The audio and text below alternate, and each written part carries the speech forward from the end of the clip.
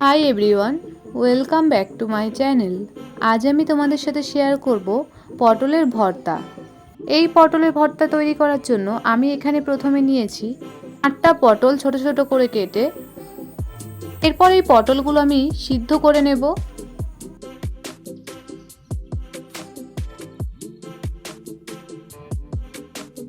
এখানে আমি পটলগুলো সিদ্ধ করে নিচ্ছি 9-10 মিনিট মতো। পটলগুলো এখানে আমার প্রপার সিদ্ধ করা হয়ে গেছে। তারপর আমি জল থেকে ছেঁকে একটি পাত্রে তুলে নিচ্ছি।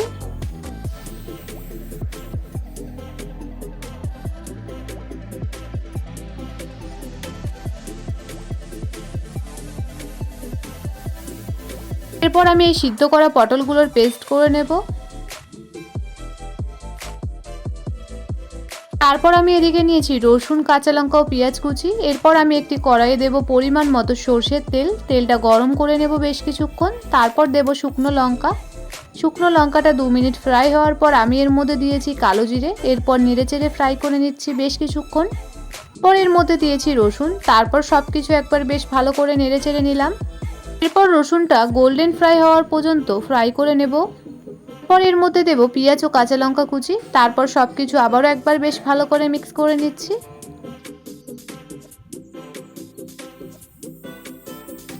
পর সবকিছু নেড়েচেড়ে ফ্রাই করে নেব 5 মিনিট মতো।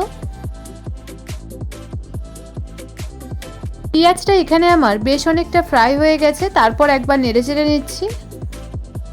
পর এর মধ্যে দিয়েছি স্বাদ অনুযায়ী লবণ, পরিমাণ মতো হলুদ গুঁড়ো। তারপর সবকিছু আবারও বেশ ভালো করে মিক্স করে নিলাম। পেঁয়াজগুলো এখানে বেশ কিছুক্ষণ ফ্রাই করার পর আমি এর মধ্যে দিয়ে দিচ্ছি পটলের পেস্টটা। তারপর সবকিছু বেশ ভালো করে মিক্স করে নিলাম।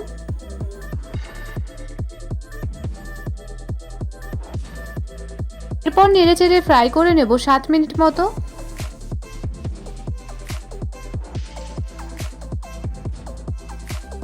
পটলের ভর্তা আমার প্রায় তৈরি হয়ে গেছে।